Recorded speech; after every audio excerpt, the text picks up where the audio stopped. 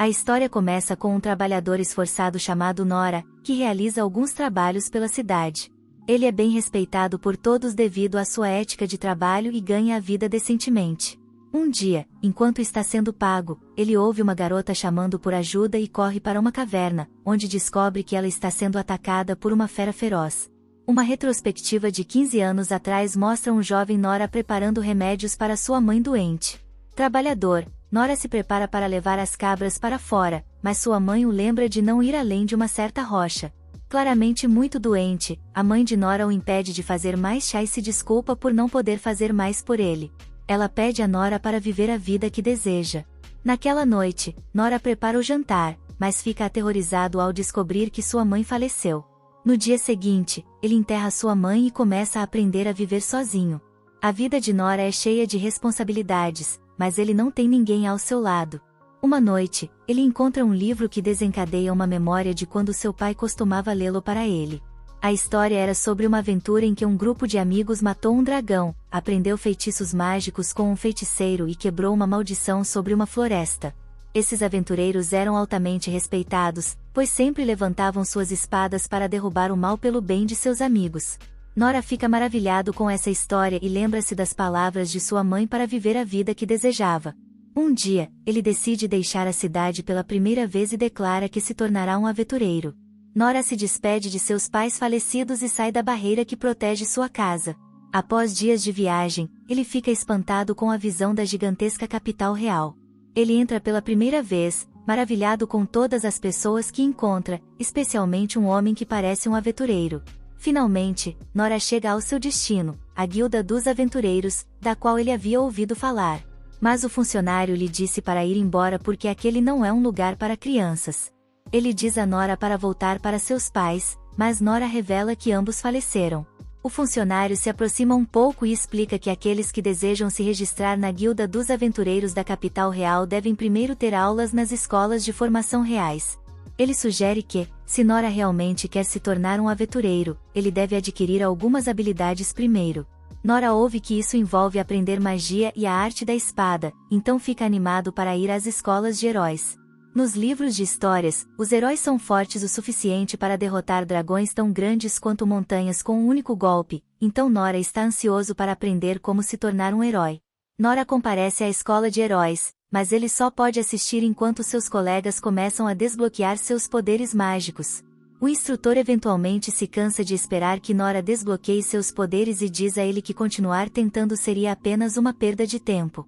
A única coisa que Nora aprendeu a fazer é desviar de ataques. O instrutor acha que Nora deveria escolher um caminho diferente e sugere que ele tente outra escola de treinamento. Nora segue o conselho e chega a uma escola para guerreiros. Os guerreiros arriscam suas vidas como escudos para seus amigos, então Nora encontra algum otimismo, pois isso é bem próximo de ser um aventureiro. O treinamento de guerreiros é incrivelmente extenuante, mas, mesmo depois de alguns meses de treinamento, as habilidades físicas de Nora melhoram apenas ligeiramente.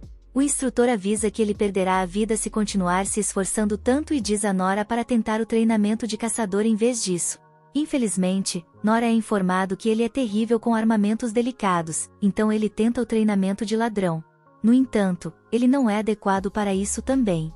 Então, ele tenta o treinamento em magia, mas é capaz de criar apenas a menor chama, mesmo depois de meses de treinamento, o que deixa Gandalf chocado, pois é raro encontrar alguém incapaz de usar magia. A última tentativa de Nora é se tornar um clérigo, mas ele mal consegue curar arranhões após meses de treino.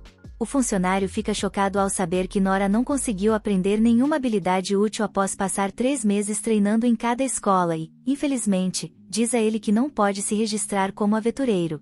Desanimado, Nora percebe que não é um prodígio e volta para casa. Ele está mais certo do que nunca de que não tem talento, mas isso não impede seu espírito determinado.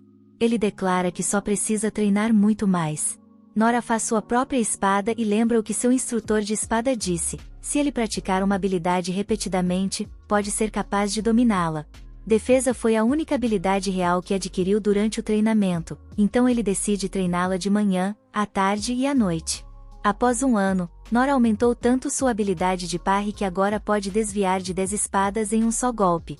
Ele ainda não tem nenhuma habilidade nova, mas sua defesa melhorou imensamente. 3 anos depois, Nora é capaz de desviar de 100 espadas de uma só vez, mas ainda não adquiriu novas habilidades. Ele determina que não tem chance de se tornar um aventureiro, mas continua treinando. Eventualmente, ele destrói sua espada e vê uma luz em sua mão. Determinado, Nora decide que precisa treinar ainda mais. 10 anos depois, Nora reflete sobre como treinou todos os dias sem falhar e agora pode desviar de 1000 golpes de espadas de madeira. Infelizmente, ele ainda não adquiriu novas habilidades. Nora decide tentar se tornar um aventureiro uma última vez e retorna para a capital. Na guilda, o escrivão vê que ele só conhece as habilidades mais fracas e sugere que vá para as escolas de treinamento. Nora explica que já tentou todas elas, e a menina se desculpa, pois ele não pode ser autorizado a se registrar. Nora não esperava isso naquele momento. O velho funcionário aparece, mas não o reconhece imediatamente. Eventualmente, ele se lembra de Nora e fica feliz em saber que ele esteve treinando sozinho. Nora explica que não teve muito sucesso, pois só conseguiu melhorar um pouco sua habilidade de parry. O velho explica que os aventureiros são classificados de IAS, e para ser reconhecido como E-Rank, uma pessoa deve ter mais de uma habilidade útil. A lista de habilidades de Nora não mostra nada útil, e seus sonhos são esmagados novamente. No entanto, o velho funcionário diz que há mais de uma maneira de se tornar um aventureiro. Existe algo menor que o E-Rank, que é a classificação F. Nora mal pode acreditar que ainda pode se tornar um aventureiro dessa forma, mas há algumas condições. Ele seria proibido de aceitar qualquer missão que envolvesse tirar vidas ou se aventurar fora da cidade para reunir itens. Isso significa que ele só poderia aceitar tarefas dentro da cidade. Ninguém se incomoda em se tornar um aventureiro dessa maneira, mas o funcionário fica chocado quando Nora aceita ansiosamente. Nora se registra, e o funcionário lhe dá sua licença de aventureiro de classificação F. Para o escrivão, isso pode não parecer um grande negócio, mas é uma mudança de vida para Nora. Nora agradece ao funcionário e começa a realizar tarefas pela cidade, aumentando um pouco sua força. Ele melhora sua velocidade para pegar um gato e usa magia de cura para tratar alguns arranhões que recebeu do animal. Nora usa sua pequena chama para preparar o jantar e um truque com pedras para entreter algumas crianças.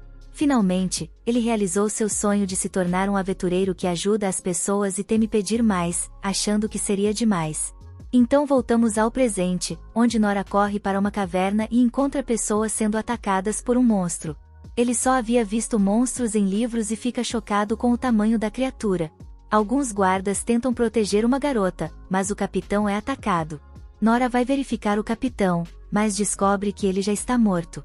O monstro, ferozmente, ataca os outros guardas, e Nora percebe que eles não sobreviverão. Seus medos se confirmam quando o monstro erradica todos os guardas. O monstro volta sua atenção para a garota, mas Nora usa um ataque de arremesso de pedra para chamar sua atenção. Ele sabe o que precisa fazer, então corre para ganhar espaço, percebendo a velocidade do monstro. Nora se vira e usa sua habilidade de parry, que manda o monstro voando. A besta o ataca novamente, e Nora usa sua defesa, mas sabe que perderá a vida se for atingido. Seu plano é esperar por uma abertura para contra-atacar, mas lembra que não tem habilidades de ataque. Nora percebe que a garota ainda não fugiu e que o monstro parece atraído pelo anel dela. Quando a besta vai atacá-la, Nora usa sua habilidade de andar com passo de pena para acelerar e aparar o ataque. Sua espada se estilhaça, mas ele declara que, mesmo que não possa se tornar um herói aventureiro, quer pelo menos ser capaz de proteger a garota. Ele lembra como seu pai dizia que aventureiros levantavam suas espadas para derrotar o mal e proteger os fracos.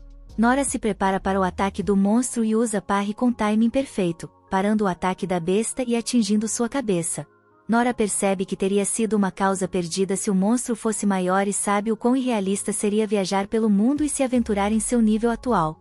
A garota agradece a Nora por salvar sua vida e pergunta seu nome. Nora simplesmente diz que não é ninguém importante e vai embora. Naquela noite, ele pensa em como um monstro, que nem era um demônio, foi um problema tão grande para ele, tremendo incontrolavelmente. Mais uma vez, ele determina que deve continuar treinando mais arduamente. Parte 2. Uma olhada para trás na caverna mostra as consequências da batalha contra a besta.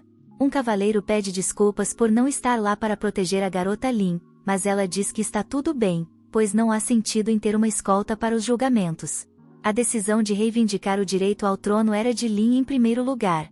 Ela pede desculpas ao cavaleiro chamado Enus por preocupá-lo com seu irmão. Chover fica sabendo do ocorrido e se pergunta se alguém convocou o Minotauro para a cidade. Ele é um demônio que reside no abismo, a camada mais profunda da masmorra, então alguém teve que trazê-lo para a superfície. Escura da Noite concorda com ele e explica que a fonte é um anel encontrado no cadáver de um comerciante na cena. Um velho mago analisou o anel e descobriu que ele possui uma pedra de altíssima qualidade que não pode ser encontrada no mercado. A crista deixada na pedra indica que o anel se origina do Império Mágico de Darus. Esta não é a primeira vez que foram antagonizados por Darus. Desta vez, um monstro foi invocado e a princesa Lin ficou presa por uma barreira, então perceberam que devem ser cautelosos. Darus não queria apenas eliminar Lin, ele também está atrás do recurso mais importante e valioso do reino, as relíquias da masmorra. Chover decide mudar de assunto para o homem misterioso que salvou Lin. Um relatório diz que o homem usou uma única espada larga e derrotou o Minotauro em questão de segundos. Os cavaleiros o seguiram depois, mas o relatório diz que ele desapareceu diante de seus olhos como uma ilusão. Tudo isso parece inacreditável, então Chova imagina quem é esse cara. Na guilda, o velho funcionário fica chocado ao ver que nem ainda está vivo porque ouviu que um demônio apareceu perto da entrada da masmorra. Era um demônio como eles nunca tinham visto antes e não conseguiram encontrar Nora depois. Nora pensa sobre como ele estava ocupado fugindo de um grupo estranho de pessoas que o seguiam, mas ele apenas diz ao clérigo que estava cansado e foi para casa. O balconista explica que nem teve muita sorte de não ter se deparado com o demônio. O balconista costumava ser da classificação A, mas até ele teria perdido sua vida se encontrasse a besta.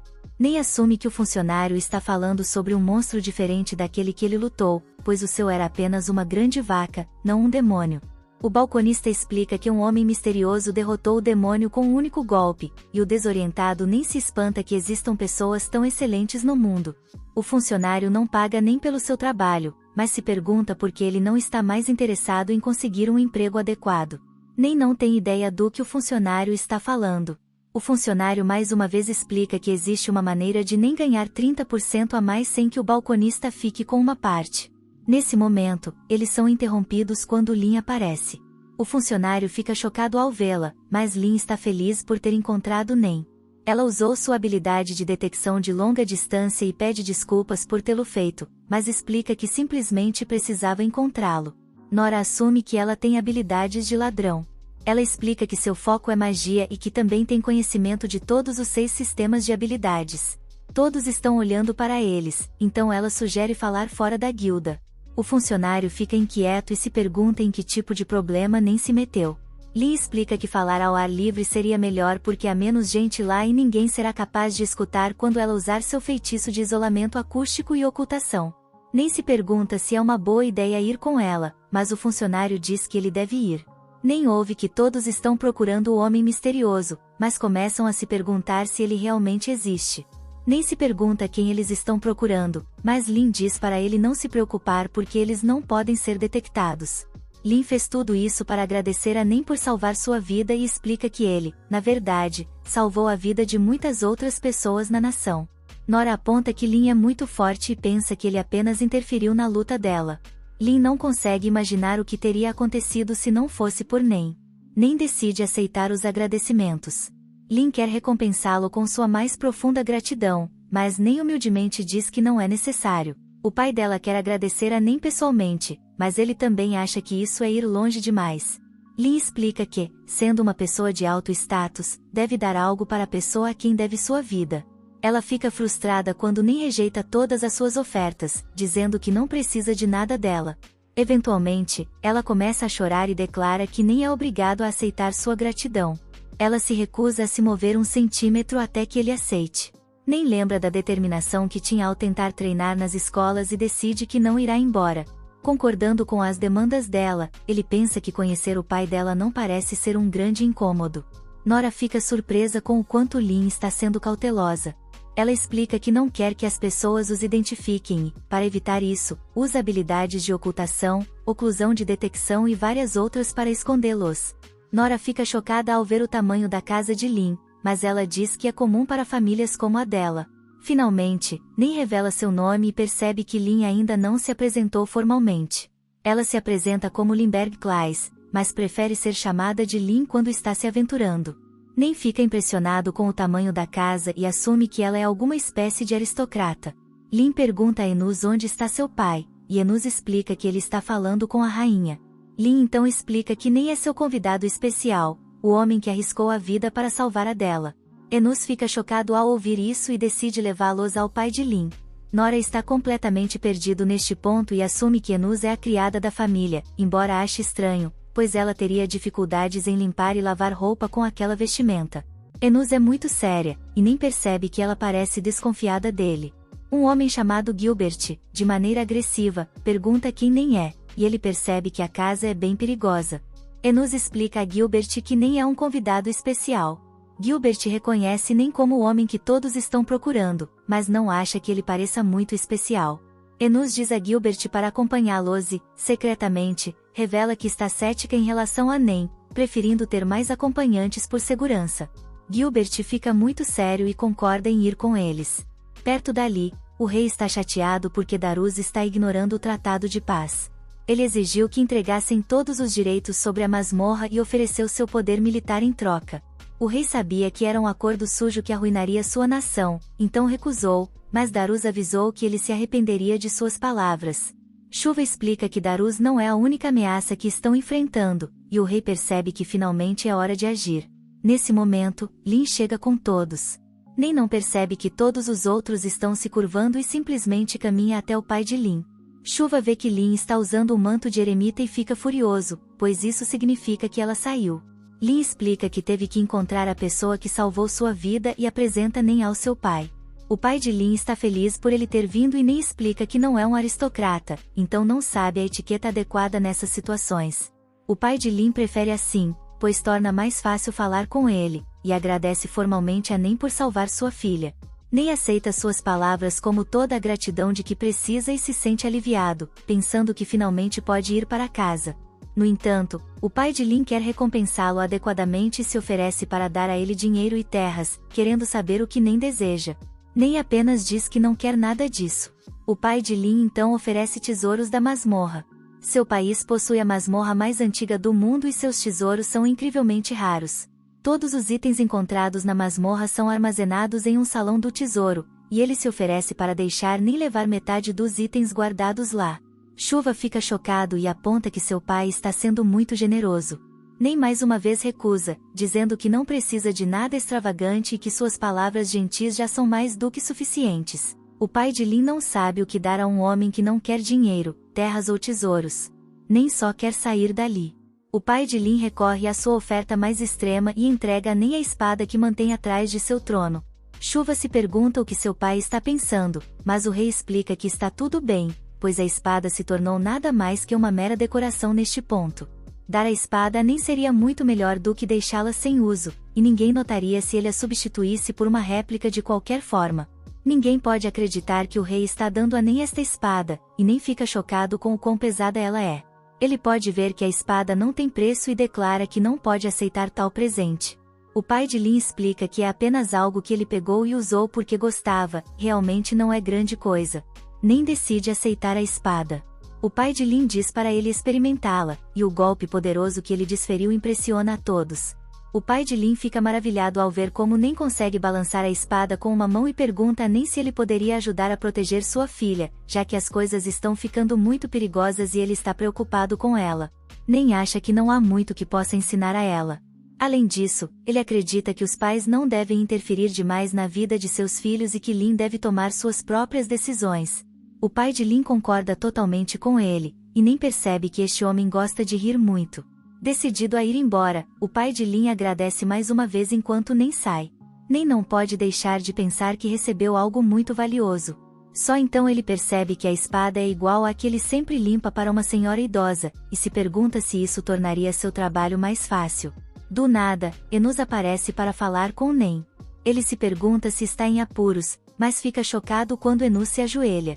Ela pede desculpas por tratá-lo mal, especialmente porque ele salvou a vida de Lin. Nem aceita suas desculpas, e ela explica que é seu trabalho proteger a família Clays e que isso tem prioridade sobre tudo. Nem percebe que Enus não é apenas uma criada. Ela explica que é conhecida como Escudo Divino e serve como vice-capitã da corporação de guerreiros da família Clys. Desde jovem, foi nomeada como escudo para Lynn, e seu trabalho é protegê-la, mesmo que isso custe sua própria vida. Como nem salvou Lynn, Enus declara que é como se ele tivesse salvado sua própria vida. Nora não acha que isso seja um grande problema, mas Enus promete ajudar nem no que puder daqui em diante. Nora acha que todos são um pouco excessivos, mas decide aceitar o sentimento dela. Enus então fica muito séria e ressalta que, embora Lynn tenha permitido que nem falasse e agisse de maneira casual em relação ao rei, isso era inaceitável. Ela não pode mais permitir esse comportamento e exige que ele se abstenha de fazer isso novamente. Nem pede desculpas e se apresenta formalmente. Por algum motivo, ela fica chocada ao ouvir seu nome, mas diz que não é nada. Shasta e Gilbert não param de insistir para que nem mostre suas habilidades em batalha. Ele então se prepara para demonstrar o que pode fazer. Obrigado por assistir. Inscreva-se e ative o sino de notificação para ver mais vídeos como este no futuro. Até a próxima, pessoal!